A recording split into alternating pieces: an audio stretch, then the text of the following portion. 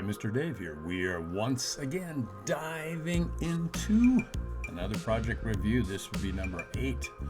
This is one of the coolest ones I did back in the day. It included real rock and faux rock, or fake rock, artificial rock.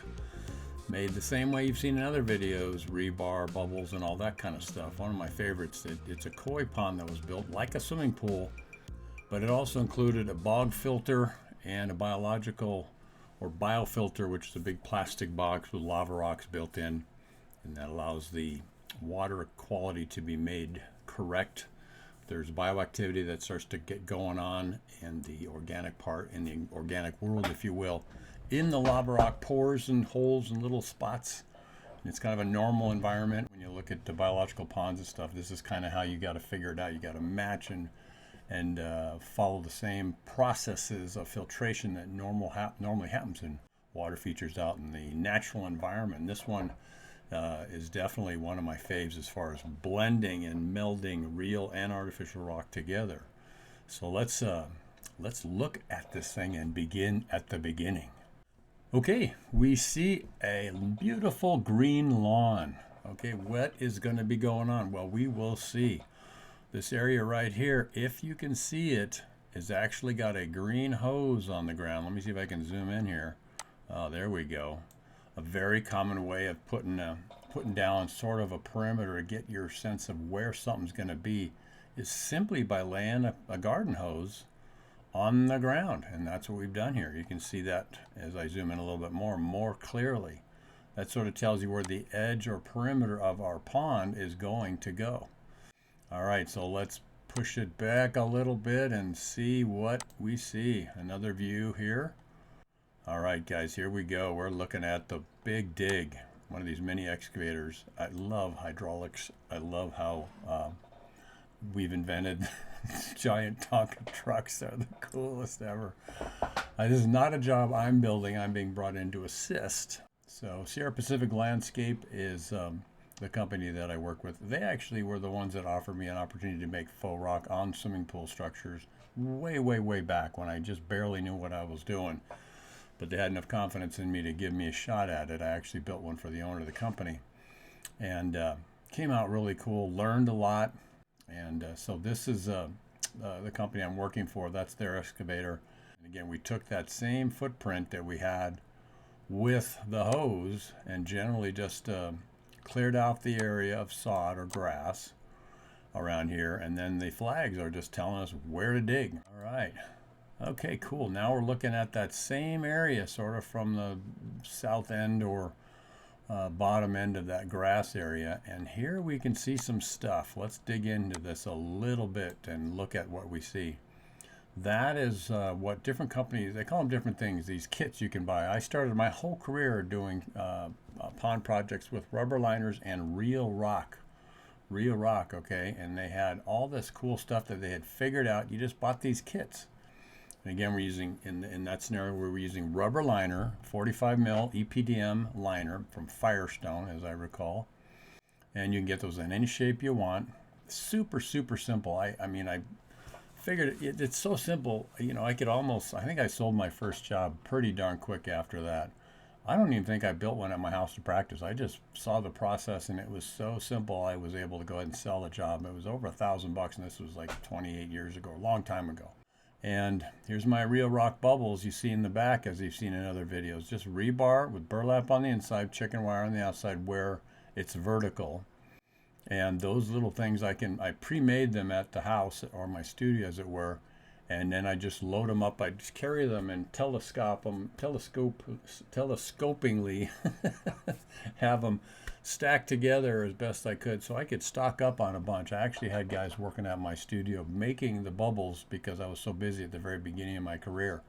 In the back you see, I believe they're called caterpillars, and then they have a snorkel. That over there on the right, see if I can move it in here. That I believe was called a snorkel, and it goes straight up, and that's where you would put a pump that's going to be producing the force to move water through the whole system, giving it an opportunity to get filtered.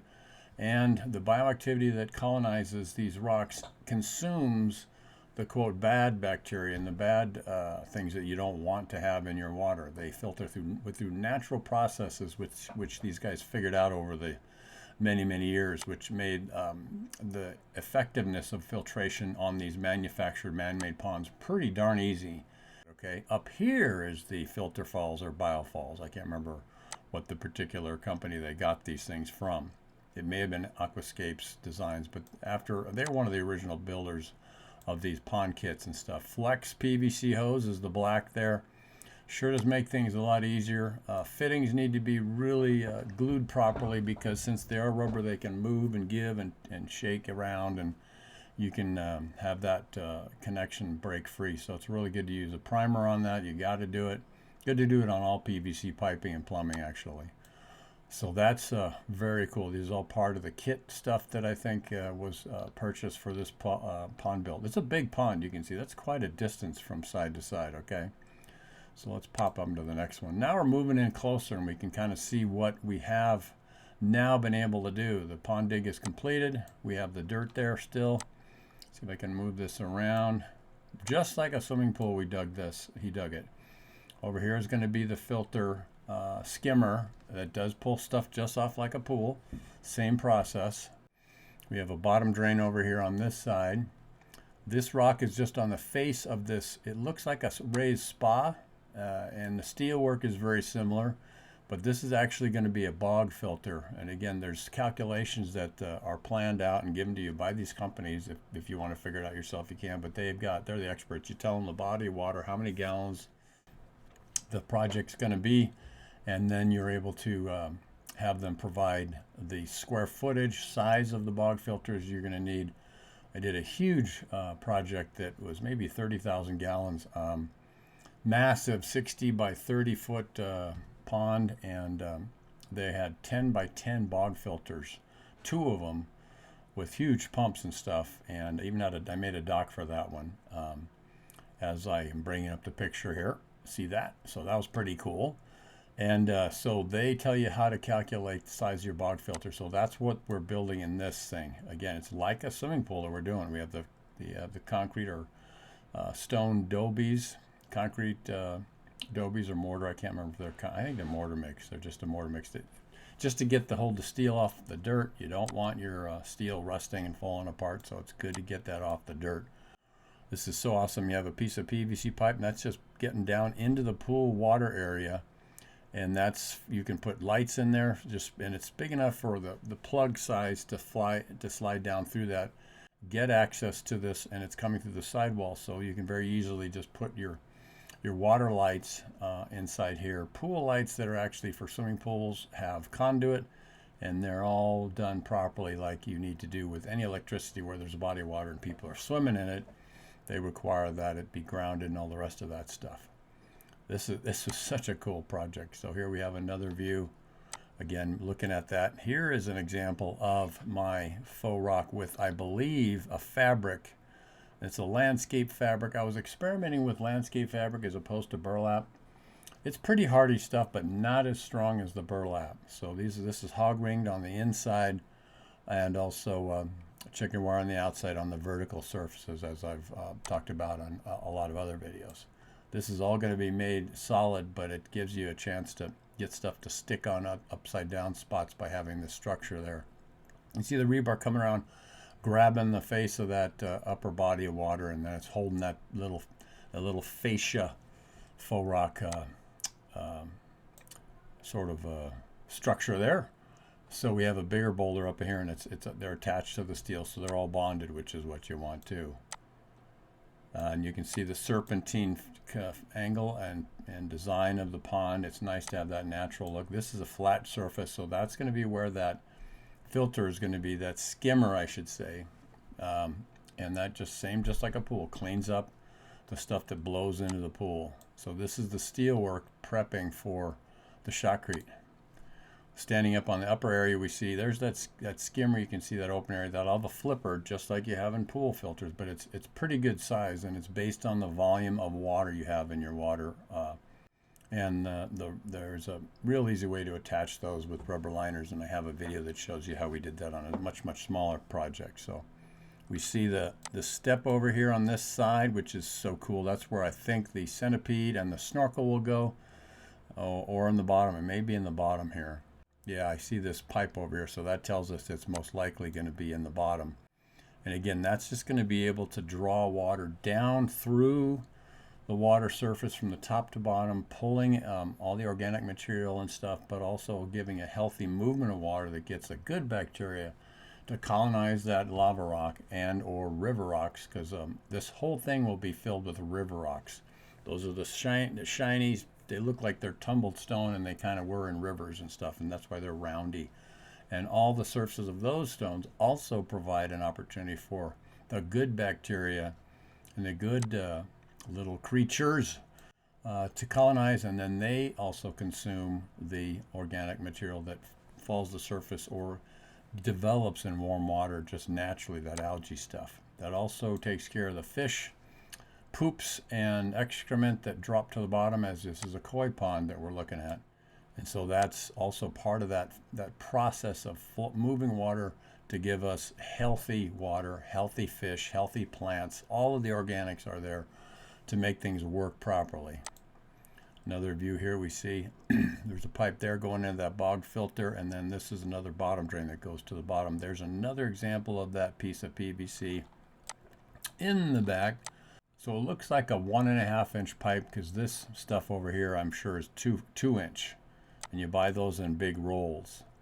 So we have that again, a place where you can just put a plug, you push it up through, and that'll go into, or just raw wires, and you can wire in your lighting. The lighting is meant to have, it's a movable light fixture on a wire, on a cord, and then you can put those underwater lights in a number of places. You can put many more than one. There's one over here I see also that looks like that could be used for the same purpose. So easy to throw in light, pipes, conduit, access points, and you just want to do it before you actually shotcrete the pool. That's a good thing. Or the structure you're going to be doing, or hand do it. Okay, we just skipped forward and with quite a bit of activity having now been done. Like I said, this is a mix between real and faux rock. But there's our access to get lights down in there, or any other kind of wires or cords. And we have the plumbing coming over here, and it's a T, it's split right there. So it's an interesting thing. A lot of times they put the pumps inside of the skimmers. In fact, that's how I've always done it. So I don't remember exactly how they put the skimmer in, but I remember seeing it, unless I'm mistaken in how I understand this project to go. All this in the back is faux rock, and we're trying to match the real ones. We had a big truck come and dump all these real rocks. They were placed with that excavator and straps on the rubber liner. There's no rubber liner down here, but there is one up here, and that's just to go from that biofalls you see up in the back corner over these rocks, and the cracks between the rocks, as any of you guys who know who do rubber liner jobs, is filled with foam. Black foam is the product they came up with to allow for not a bright yellow product, but we see in housing construction with foam in the insulation of providing insulation for homes and stuff, and between areas that need that pinch off that stuff. But in homes and stuff, in water features, it's to pinch the water off so it doesn't just disappear behind big boulders and not go off the edges. So you use a foam product, and they have a little nozzle on it, so you can get it to go way in there, and then it expands and seals up nicely. So that comes over, and you can paint it if you need to get it to look a little better. Conduits for power sources, and all these things could be for fires. They look like they're capped, and they look like they might be galvanized pipes for fire features. I see one over here too, and that usually indicates you'd be looking at that kind of thing. Sprinkler systems, we've got these over here. But this is the real rock, this is the faux, and we're trying to match the two as best we can. Faux rock is so awesome because you can make any size, and you're not dealing with cranes and massive loads that need to be accounted for and taken care of. This rock over here is definitely 1,000, 1,200 pounds, maybe a little bit more. Rock is extremely heavy, the denser types of stone that we have. This one over here, Same thing, it's multiple hundreds of pounds. So moving that is easy to do with the right equipment, but a really impossibility otherwise.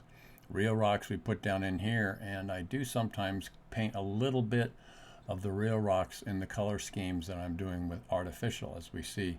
Pretty close match. I don't know if this is the final paint job. I think it's texture coated, but it's awaiting the final paint. I don't see the bleeds like we normally see on the jobs that I do. It's all been shotcreted. The dark color is waterproofing, and that would have 2 coats.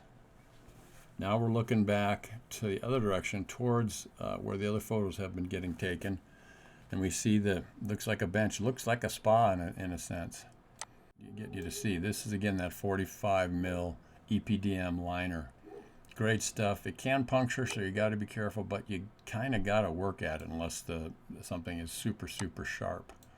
Faux rock perimeter. Try to get different sizes, small, different colors. White here, darker there, a little more orangey there, whiter. You want to vary the colors on your projects. Real rock over here, faux rock, everything that's bridging the barrier of the water, or just it goes into and then out of the water line. Digging bar we see, these are gas. They're going to have fire features here, fire elements in the design. Here again, we're looking at the front. This is all real rock up here. All dropped in with straps and using that excavator to do that. And there's that snorkel system with the caterpillar. I think they called those caterpillars, those long parts. And that's again to help filter the water evenly over a big area to get that even distribution of organic activity going on in this bog section up here. Okay, quick jump to having the thing installed, and we're just about done here. Planted out. I just love it. Good little sculptures here we have. The storks or flamingos or blue heron, I think maybe those are. We see the water moving down over, and it's a sort of a test run. It's not totally planted out, but we're pretty darn close. A little extra liner up here. The very last thing is trimming that back, tucking them in, and making sure none of the water can escape over and out of the liner portion of a feature. These outer edges of the stream bed here, they got to raise up and get above where the water is going to go. Splash is something you try to account for, because wherever the water goes, we'll get white calcification and efflorescence in time. Water lettuce and various water plants are put into the water. Again, those roots that are in the bottom of water lettuce and these other water plants consumes the bad organic matter that needs to be taken care of and consumed. So it's a wonderful synergy between the organic activity, the plants, they consume bad stuff. The good stuff is then pumped through the filtration system. It goes over that lava rock and through that, and that makes this beautiful. These beautiful projects. We can see now on inside the pond that there's lots of river rock. Again, that's all giving us places for things to colonize and grow. Absolutely beautiful. Always want to have plants in your water features, your faux rock or real projects. Plants. They're a challenge when it comes to making planters because you're adding water into a little cavity or pocket.